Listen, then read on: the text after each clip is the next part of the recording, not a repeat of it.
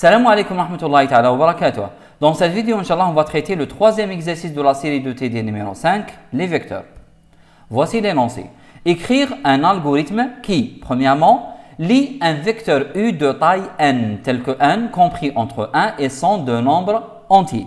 Donc, on va lire les éléments d'un vecteur de type entier qui contient un élément et au maximum 100 éléments. Et en plus de ça, vous allez lire également un tableau de caractère L, c'est-à-dire qui contient des éléments de type caractère. Alors, ce tableau de caractère L, il est de même taille, c'est-à-dire la taille n comme taille réelle et 100 comme taille maximale, ne contenant que les caractères O et n. Donc, on va lire un vecteur U qui contient des nombres entiers quelconques. Par contre, on va lire également un deuxième vecteur L, mais cette fois-ci, il ne contient que des caractères et bien précis. Vous avez soit les caractères O ou alors des caractères N. Alors, si on veut parler des données ici, bien sûr, les données se trouvent au niveau de la première question.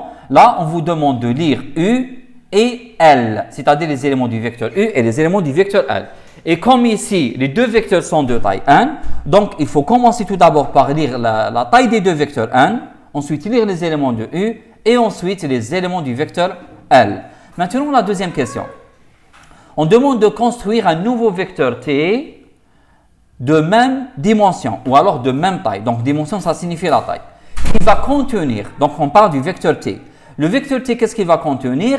Il va contenir les éléments du vecteur U qui sont de type entier, n'oubliez pas. Donc, le vecteur T va contenir les éléments du vecteur U, sachant que U est de type entier. Donc, T également va être de type entier. Maintenant, est-ce que je vais mettre tous les éléments de T dans U? Non.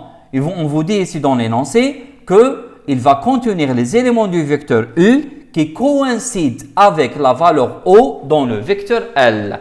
معناتها داخل vecteur T نحطوا العناصر تاع الفيكتور U التي تتصادف مع القيمة أو الكاركتر O في الفيكتور L. D'accord?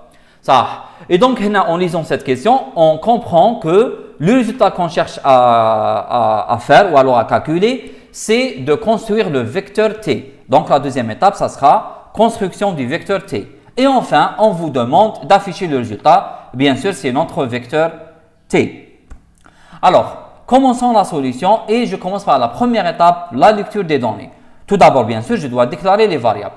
Alors, en lisant l'énoncé, on comprend que les trois vecteurs sont de même taille réelle et même taille maximale. Donc, les trois vecteurs sont de taille 100. Mais, vous avez deux vecteurs qui sont de type entier, je parle de U et de T, et un seul vecteur de type caractère, c'est le vecteur L. Comme d'habitude, lorsque vous travaillez avec des vecteurs, vous utilisez généralement la taille n ainsi que des indices.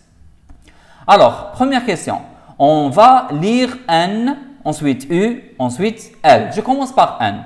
Donc, concernant n, qui représente la taille des vecteurs, donc je vais demander n entre 1 et 100 d'après l'énoncé, lire n, et je vais mettre tout ça dans la boucle répétée jusqu'à. Ça, pour la contrôler. Maintenant, passons au vecteur U qui contient des nombres entiers. Donc, comme vous avez vu déjà auparavant, donc pour remplir un tableau, je dois utiliser une boucle pour I de 1 jusqu'à n. Et à chaque fois, je demande un élément de U et je vais le lire dans U de I. Ça, c'est concernant le premier vecteur.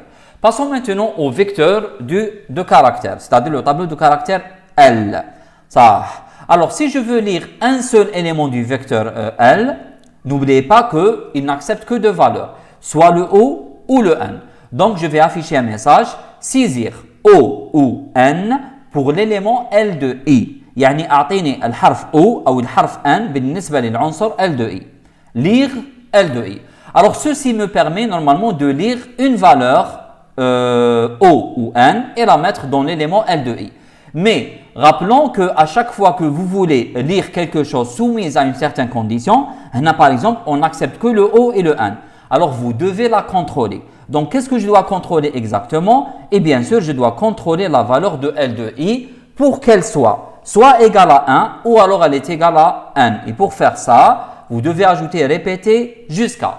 Alors, jusqu'à quoi? Jusqu'à que L de I égale à O ou L de I égale à N. Et cela signifie quoi? Signifie que pour lire un seul élément, la valeur d'un seul élément, alors à chaque fois que l'utilisateur me donne un caractère différent de O et différent de N, je vais encore demander de donner un caractère O ou N pour le même élément.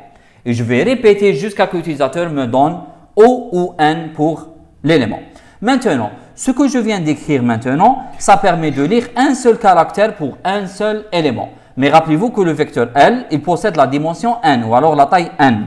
Donc, vous devez faire ce travail pour i égale 1, 2, 3, jusqu'à le dernier élément N. Et pour faire cela, vous devez introduire la boucle pour i de 1 jusqu'à N.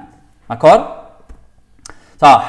Passons à la deuxième question. Alors, si je vous rappelle de la deuxième question, rappelez-vous qu'il y avait deux étapes en fait. C'est-à-dire il y avait deux sous-questions dans la deuxième question.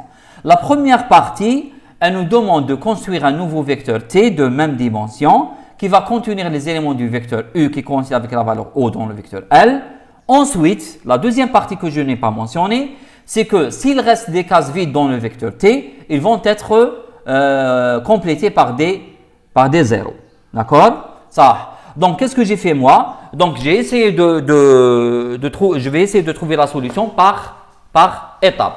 Donc, j'ai découpé la question en deux et donc je m'intéresse maintenant à la première partie. Comment construire le vecteur t à partir des éléments du vecteur u. D'accord? Ça. Alors, si vous lisez bien ici la question, on vous dit construire un nouveau vecteur t de même dimension. Alors, de même dimension par rapport à quoi? Eh bien, de même dimension par rapport aux deux vecteurs précédents. C'était u et l. Et après, à partir de ça, on déduit que la taille du vecteur t, elle est également égale n, comme u et le vecteur l. Maintenant, je reprends la question. Voici la question. On vous demande de construire, ou alors de construire le vecteur t qui va contenir les éléments du vecteur u. شوفوا مليح. عناصر الجدول u qui coïncide معناتها التي تتصادف. وش معناتها تتصادف؟ معناتها التي تلتقي في نفس المكان أو تتواجد في نفس المكان avec la valeur O dans le vecteur L. Donc, j'ai dit qu'on ne va pas copier tous les éléments du vecteur U, mais on va copier juste les éléments du vecteur U qui se trouvent dans le même endroit avec la valeur O dans le vecteur L. Et vous avez ici l'exemple. Par exemple, vous avez le 19. Remarquez, il coïncide avec un O dans le vecteur L. Alors, je vais copier 19. Ensuite, vous avez le 5 avec N, donc il ne coïncide pas avec un O, je ne vais pas le copier. Le 7 avec N ne coïncide pas avec un O, je ne vais pas le copier. Le 45, il coïncide avec un O, donc je vais le mettre dans la deuxième position. La même chose avec 23, il coïncide avec O, je vais le mettre dans la troisième position. Ensuite, vous avez le 9 avec le N, donc je ne vais pas le copier. Et le 10 avec un O, donc je vais le copier. Et enfin, le 2 avec le O, je vais le copier. Maintenant, qu'est-ce que vous remarquez? Vous remarquez que j'ai pris uniquement les éléments du vecteur U qui coïncident. Qu'est-ce que ça veut dire coïncide? معناتها qui se trouvent dans la même position. شوفوا معنا مليح. Qui se trouvent dans la même position avec la valeur O dans le vecteur L. Et remarquez ici, le 19 se trouve dans quelle position? 1. Et O se trouve dans quelle position? 1. En bas, vous remarquez que 45 c'est la quatrième position et le O se trouve sur la quatrième position. Le 23 cinquième position, le O dans la cinquième position. Donc, on va copier les éléments du vecteur U qui se trouvent dans la même position. Qu'est-ce que ça veut dire coïncide? C'est-à-dire qu'ils se trouvent dans la même position avec la valeur O dans le vecteur L. Maintenant, qui se trouve dans la même position. Maintenant, ce que je vais faire, c'est que je vais chercher dans tous les éléments du vecteur U. À chaque fois que je trouve un élément du vecteur U, qu'on va l'appeler par exemple U de I, qui se trouve en face d'une valeur O dans la même position. Qui est la même position? Vous avez utilisé l'indice I pour le vecteur U et vous devez parler du même indice dans le vecteur L. S'il est égal à O, vous allez copier U de I. Donc, si j'essaie d'écrire la phrase autrement, je vais dire que le vecteur T, le résultat, va contenir les éléments U de I. I de I. Maintenant, j'utilise l'indice I pour les éléments du vecteur U tel que vous avez L de I. Où je mets L de I? L'élément qui se trouve dans la même position que U de I, il est égal à O. J'espère que c'est clair. Donc, on va copier l'anasir U de I, le vecteur U, de telle sorte que L de I, اللي موجود في نفس المكان dans le vecteur L, il est égal à O. D'accord? Alors, ce que je viens d'avoir ici, c'est qu'on a constaté que le vecteur T va contenir les éléments du vecteur U, c'est-à-dire U de I, tel que L de I égale à O. Si vous avez L de I égale à N, on ne va pas copier l'élément U de I. C'est clair? Ça. La question qui se pose maintenant, est-ce qu'on met les éléments du vecteur U dans les mêmes positions dans le vecteur T? Alors, si vous avez bien remarqué ici l'exemple, remarquez que j'ai copié le 19 qui était dans la première position. Je l'ai mis dans la première position. Et remarquez le 45 qui était dans la quatrième position. Je l'ai mis dans la deuxième position. Et ça veut dire quoi? Ça veut dire que les éléments du vecteur U, je ne vais pas les mettre forcément dans la même position que le vecteur T. Donc, je peux les mettre dans des positions différentes. Et donc, par conséquent, je vais répondre non. Et par conséquent, puisque maintenant les deux vecteurs, ou alors le vecteur, les éléments du vecteur I, je ne vais pas les mettre dans la même position dans le vecteur T. Par conséquent, on va dire que les éléments du vecteur U, c'est-à-dire U de I, qui utilise l'indice I, vont être mis dans une autre position différente. J'appelle cette position J, et par conséquent, les U de I, je vais les mettre dans T de J. J'espère que c'est clair. Donc, لازم يكون في مكان مختلف, la position J. Ça, voyons le comportement des indices. راح نشوفوا كيفاش يتحركوا les indices. Alors, je vais prendre un exemple. Ça, alors, vous avez un vecteur vide et je veux le construire. On a déjà fait un exercice similaire lors de l'exercice 2, lorsqu'on avait construit un vecteur C qui contient les éléments impairs du vecteur T, du vecteur A. Et si vous allez voir la solution, vous allez elle va peut-être vous être utile. يعني تقدر تعاونكم. Ça, شوفوا معنا مليح. Alors, je veux construire le vecteur T. Normalement, je dois initialiser l'indice du vecteur T que je veux construire par 1. Je l'appelle J. Ça. Maintenant, j'ai besoin de parcourir les éléments du vecteur U un par un. Et à chaque fois que je trouve un élément du vecteur U qui coïncide avec un O dans le vecteur L, je vais le mettre dans le vecteur T à la position J. Ça. Alors, pour faire cela, il me faut un indice pour le vecteur U. J'appelle l'indice I. Alors, il commence par 1. Je vais tester. Alors, je rappelle que l'indice I, je vais l'utiliser pour les deux vecteurs U et L. D'accord? Alors, remarquez que le 19, il se trouve dans la même position avec un O. Donc, je vais le copier. Et donc, je vais mettre 19 dans la position J. Et n'oubliez pas ce qu'on avait dit la dernière fois, c'est qu'à chaque fois que vous copiez un élément, il faut avancer l'indice. Donc, j'avance J. Alors, j'avance encore I vers le prochain élément, le 5. Alors, remarquez que le 5 ne coïncide pas avec un O dans le vecteur L, parce que vous avez N. Et donc, je ne vais pas le copier. Ce que je vais faire, je vais passer au prochain élément, mais je garde toujours J dans la deuxième position. Alors, je passe à 7. 7, il coïncide avec un N et non pas avec un O. Donc, je ne vais pas le copier. De la même manière, j'avance I sans toucher J. Alors, la prochaine position, c'est le nombre 45. Remarquez que 45 coïncide avec un O. Donc, je vais le copier dans la position J et j'avance l'indice J. Alors, j'avance encore I, 23. 23 coïncide avec un O. Je vais le copier dans la position J et j'avance J. J'avance encore I.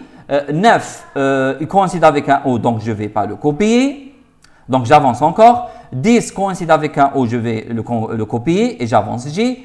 Et enfin, le 2 coïncide avec un O, je vais le copier et j'avance J. Et j'avance encore I et j'ai terminé. Alors, qu'est-ce que vous remarquez ici? Vous remarquez que l'indice I avance toujours. Par contre, je n'avance l'indice J que lorsque j'ai copié un élément dans le vecteur T. Ça veut dire que le I à chaque fois il va s'incrémenter de 1 automatiquement. Par contre, l'indice J il n'avance que dans le cas lorsque j'ai copié un élément dans le vecteur T. Donc, ce que je viens de remarquer, j'ai remarqué donc que l'indice I des deux vecteurs U et L avance toujours à chaque fois. Par contre, l'indice J du vecteur T n'avance que lorsqu'on copie un élément dans le vecteur T. Alors, continuons. Avec cette remarque, je peux dire, par exemple, concernant l'indice I, que I s'initialise et avance automatiquement. Et pour faire cela, j'utilise la boucle pour. comme j'ai fait dans l'exercice 2. Donc, pour manipuler l'indice I des deux vecteurs U et L, je vais le manipuler grâce à la boucle pour. Pourquoi? Parce que l'indice I avance toujours de façon automatique. Donc, je peux utiliser la boucle pour qui permet de faire ça. Par contre, par rapport au deuxième indice J qui n'avance pas toujours, donc on va l'initialiser par 1 et on va l'avancer au bon moment. لازم نavancer au الوقت اللي لازم يavancer au fait. D'accord? Alors, maintenant, si j'essaie d'écrire la solution générale, je vais dire, au départ, vous devez bien sûr initialiser l'indice J par 1. D'accord? Ensuite, pour parcourir les éléments du vecteur U et L en même temps, j'utilise la boucle pour avec l'indice I. Donc, pour chaque position I. Alors, pour chaque position I, qu'est-ce qu'il faut faire? Rappelez-vous que je dois copier l'élément U de I dans le tableau T si U de I égale à O. Et donc, qu'est-ce qu'on va dire? On va poser une petite question. Si L de I égale à O, si vous avez le caractère O dans le vecteur U, alors, dans le vecteur L, alors vous allez copier l'élément qui se trouve dans la même position de type entier dans le vecteur, qui se trouve dans le vecteur U, dans la position J du vecteur T. معناتها إذا صبتوا في L de I القيمة O تروحوا l'élément اللي قابلها في la même position, c'est-à-dire U de I, et vous allez le copier dans T de J. Et n'oubliez pas qu'à chaque fois qu'on copie un élément, il faut bien sûr avancer l'indice J du tableau qu'on est en train de construire. D'accord? Donc ça, c'était la solution générale. Essayons maintenant de la traduire sous forme de solution algorithmique. Donc, initialiser J par 1, c'est-à-dire J reçoit 1. Pour chaque position I, donc je rappelle que ici c'est un indice qui parcourt toutes les positions de 1 jusqu'à 1 pour les deux vecteurs U et L. Donc, ça sera une boucle pour I de 1 jusqu'à N, pas 1 faire. À l'intérieur, vous avez la condition si L de I égale à O, d'accord? Alors, je vais copier l'élément U de I dans T de J. Et comment écrire ça? T de J reçoit U de I, sans oublier la dernière chose, c'est d'avancer l'indice J par 1. Donc, J reçoit J plus 1, je ferme le si et je ferme la boucle pour. Donc, ça, c'est la solution qui permet donc de copier les éléments du vecteur U qui coïncide avec un O dans le vecteur L. Maintenant, passons à la deuxième partie. Alors, pour l'instant, je viens de copier uniquement, c'est-à-dire les éléments qui coïncident avec un O dans le vecteur T. Bien sûr, on peut avoir des cases vides. Pourquoi? Parce que je ne vais pas copier tous les éléments du vecteur U dans le vecteur T. Donc, c'est possible d'avoir encore des cases qui restent encore vides dans le vecteur T. Et donc, qu'est-ce qu'il nous dit Naya dans la deuxième partie? S'il reste des cases vides, ils seront remplis par des zéros.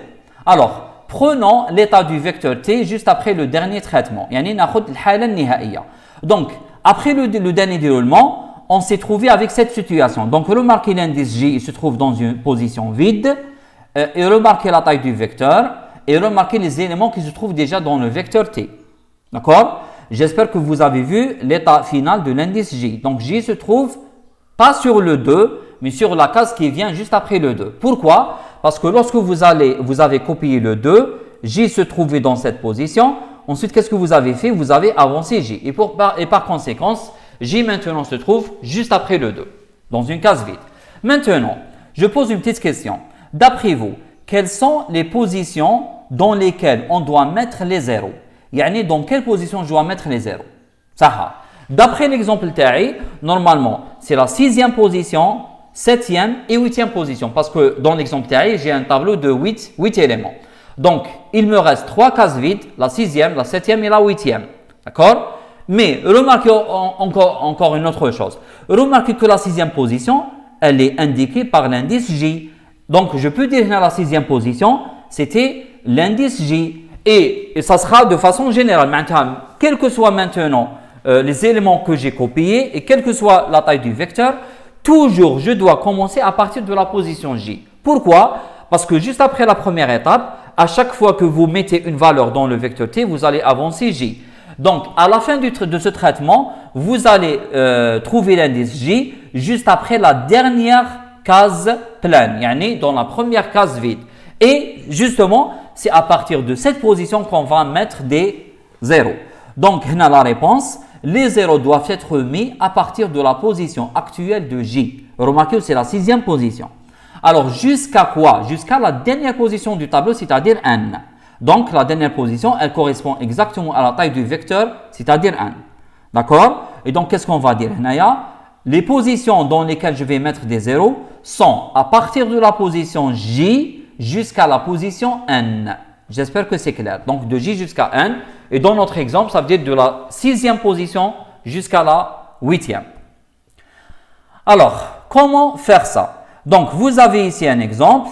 Et donc, remarquez, je vais faire le déroulement. Donc, dans la position J, je vais mettre un 0. J'avance J. Ensuite, je vais mettre un 0. J'avance J. Ensuite, je vais mettre un 0 et j'avance J. Maintenant, J a dépassé 1. Ça veut dire que c'est la fin du tableau. Donc, on s'arrête. Donc, remarquez qu'est-ce que j'ai fait. J'ai travaillé avec l'indice J. Donc, je n'ai pas utilisé un autre indice. J'ai utilisé l'indice J. Et à chaque fois, qu'est-ce que j'ai fait? Donc, à partir de la position J initiale jusqu'à la dernière valeur de J, c'est-à-dire n, à chaque fois, T de J reçoit la valeur 0 et j'avance J. Donc, je vais mettre un 0 et j'avance J. Alors, comment traduire ça sous forme de solution? Donc, faites attention, vous ne devez pas donc modifier la valeur de J. Donc, vous allez dire, pour J allant de J, J, il démarre à partir de la position actuelle de J. Yani, وين كان J. Donc, à partir de la position actuelle, حسب الموقع الحالي للمتغير J, حتى N, donc de la position من مكان J حتى المكان N, à chaque fois T de J reçoit 0. À chaque fois T de J reçoit 0. Et de cette manière, vous allez donc compléter le tableau par des zéros.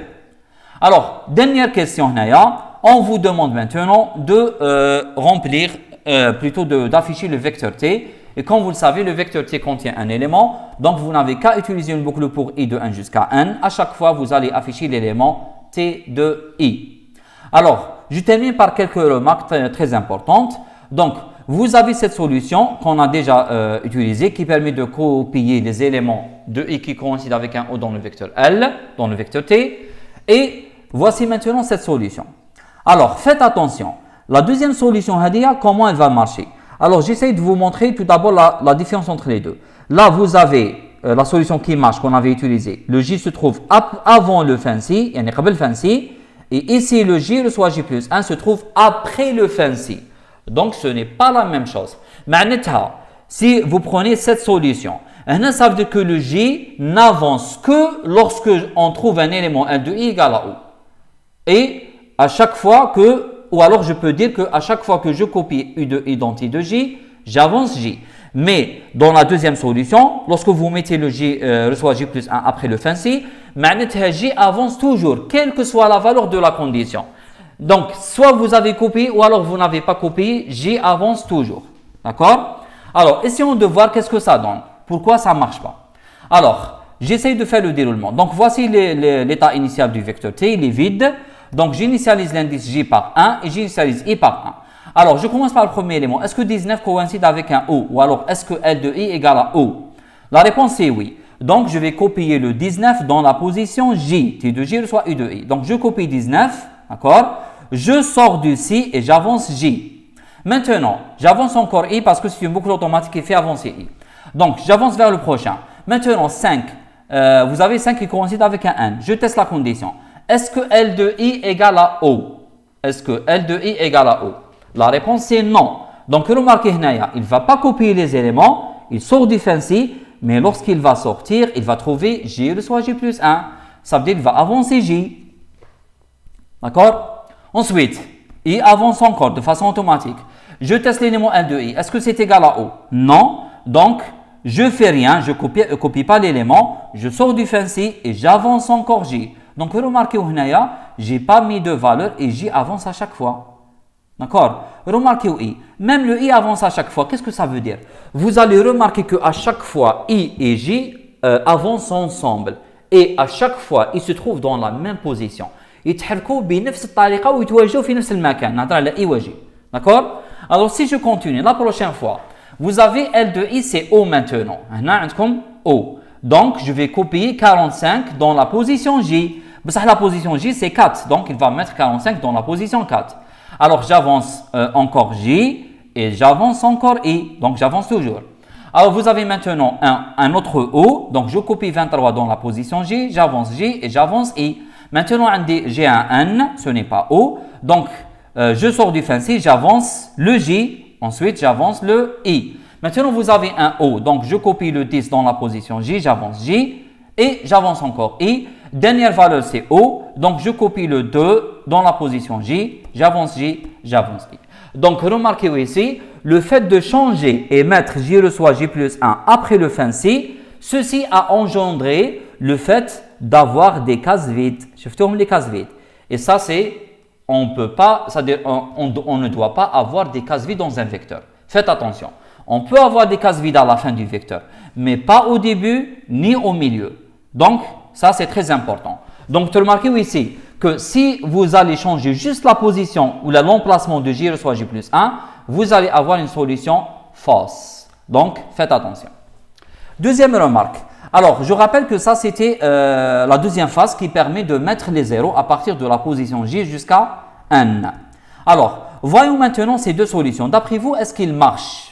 Est-ce que ça marche ou pas? Alors, je commence par la première solution. Alors, vous avez pour J de N jusqu'à J, pas moins 1 faire T de J reçoit 0.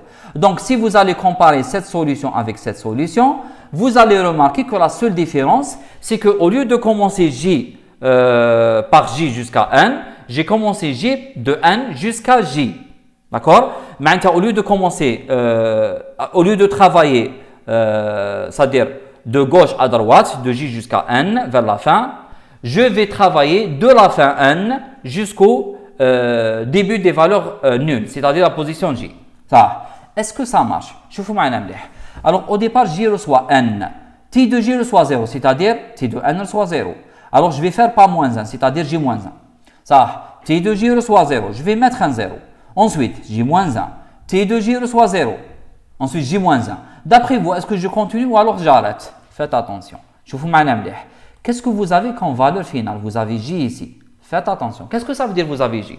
Ça, la boucle pour, qu'est-ce qu'elle dit? Elle dit que la boucle pour, elle s'exécute, d'accord? Tant que l'indice n'a pas dépassé la valeur finale. Maintenant, remarquez c'est quoi l'indice? L'indice, c'est J. Et remarquez la valeur finale, c'est J. Est-ce que J pourra dépasser J? Est-ce que J peut dépasser J? Impossible. Donc, J, il est toujours égal à J. Et ça veut dire que la condition, elle est toujours vérifiée. Toujours, vous avez J égal à J. Donc, impossible d'avoir J dépasse J. Et par conséquent, qu'est-ce qu'elle va faire cette solution? Alors, T de J reçoit 0, donc elle va écraser le 2 par 0. J moins 1. T de J reçoit 0, elle va mettre un 0. T de J reçoit J moins 1, elle va mettre un 0. Ensuite, J moins 1, elle va mettre un 0. J moins 1, elle va mettre un 0. Et J moins 1. Mais faut m'ahnaya. Et vous remarquez qu'elle a écrasé tous les éléments. Pourquoi? Parce que la boucle hadi, elle ne se termine pas correctement. Wadah? Pourquoi? Parce que l'indice que vous avez utilisé se termine par la même, c'est-à-dire par la même valeur de l'indice. C'est-à-dire la valeur finale, elle est égale à l'indice de parcours. Et ça, c'est faux. Donc, remarquez, la première solution qu'on avait utilisée, elle était juste. Pourquoi? Parce que J, s'il commence de J, à un certain moment donné, il va dépasser le N, parce qu'à chaque fois plus 1. Par contre, J, impossible qu'il dépasse J. Donc, c'est une boucle infinie, voire même à un moment donné, peut-être qu'elle va se bloquer, puisque j'atteins la position 0. D'accord? Passons à la deuxième solution. Alors, remarquez ici la différence entre la solution qu'on avait utilisée avec la deuxième solution. Dans la deuxième solution, qu'est-ce que j'ai fait? J'ai remplacé l'indice J que vous avez ici pour le parcours par l'indice I. Qu'est-ce qui va se passer là? Ça, remarquez. Alors, je vais faire le déroulement. Vous avez donc la position J, elle se trouve sur la 6e position et 1 sur la 8e position. Donc, j'utilise l'indice I qui commence par J. Maintenant, quelle est l'action? L'action, c'est T de J reçoit 0. Et T de J, c'est quoi? C'est T de 6. Donc, le 6e élément reçoit 0. Ensuite, je vais faire I plus 1, d'après la boucle, parce que pas 1. Donc, I plus 1. La prochaine fois, ça sera quoi T de J? Remarquez que le J n'a pas changé, c'est I qui a changé. Donc, J est toujours égal à 6 et par conséquent, celui qui va contenir le 0, c'est T de 6 également. Donc, on ne fait rien pratiquement. Alors, j'avance encore l'indice I et la même chose, vous avez la même action. T de J reçoit 0, sachant que J n'a pas avancé. il est toujours à 6. Et donc, je vais mettre un 0 dans la position J. Donc, rien ne change. Et j'avance encore J. À ce moment, J a dépassé 1. On s'arrête. Donc, remarquez que le problème, c'est que vous n'avez pas utilisé l'indice de la boucle comme indice dans le vecteur T. Donc, normalement, vous ne devez pas mettre un J, mais un I. Si vous avez mis un I, ça marche. Mais avec un J, ça ne marche pas. Alors, la deuxième solution, elle est fausse. Alors, je vous donne maintenant les solutions qui sont sécurisées, c'est-à-dire al-hulul al-amina. Alors, ça, c'est la solution qu'on avait vue et c'est clair que c'est une solution correcte. Maintenant, si vous voulez travailler sans souci, sans problème, sans aucun problème, vous pouvez utiliser l'une des deux méthodes. Voici les deux méthodes. Alors, remarquez que la différence, par exemple, de cette solution avec celle-ci, c'est qu'on utilise la même valeur initiale, même valeur finale, mais cette fois-ci, au lieu d'utiliser l'indice J, j'ai utilisé l'indice I. Donc, j'ai changé d'indice. Et donc, j'ai gardé l'intervalle le même, de J jusqu'à N, mais j'ai travaillé avec un autre indice I. Dans la deuxième solution, c'est la même chose. J'ai travaillé avec un autre indice I, mais remarquez que j'ai inversé le sens du déplacement. Donc, je commence de la fin jusqu'au début. Et je vais faire le déroulement des deux solutions et vous allez voir que les deux solutions marchent à merveille. Je commence maintenant par la première solution. Alors, dans la première solution, vous avez l'indice I qui commence par J. Donc, qu'est-ce qu'elle dit au départ? T de I reçoit 0. Donc, vous allez mettre 0 dans cette position. Ensuite, vous allez avancer le I, non pas le J. Ensuite, T de I reçoit 0. J'avance encore I. T de I reçoit 0. J'avance encore I. Et donc, ça marche. I a dépassé 1. On quitte la boucle. Pour la deuxième solution, donc cette solution, elle est bonne. Pour la deuxième solution, vous avez l'indice I qui commence par N. Il commence par N. Donc, T de I reçoit 0, ça veut dire je vais mettre un 0 à la fin. Ensuite, I moins 1, parce que vous n'avez pas moins 1. Ensuite, T de I reçoit 0, pas moins 1. Et T de I reçoit 0, pas moins 1. Et remarquez, lorsque j'avance I maintenant, j'ai dépassé la valeur de J, donc j'arrête, parce que j'ai dépassé la valeur finale. Donc, j'espère que vous avez bien bénéficié avec ces remarques qui sont très importantes. Et donc, dorénavant, si vous ne voulez pas vous tromper, vous avez un certain intervalle de J jusqu'à 1 ou de 1 jusqu'à J. De préférence, vous utilisez ou là vous travaillez avec un indice différent. Yani, je parle de l'indice de la boucle que vous allez l'utiliser directement et en même temps comme indice du tableau. Dans les deux exemples que j'ai déposés ici, j'ai utilisé l'indice I. D'accord? Alors, avec ça, je termine. J'espère que c'est clair. Inch'Allah, on se voit à la prochaine vidéo. Salam.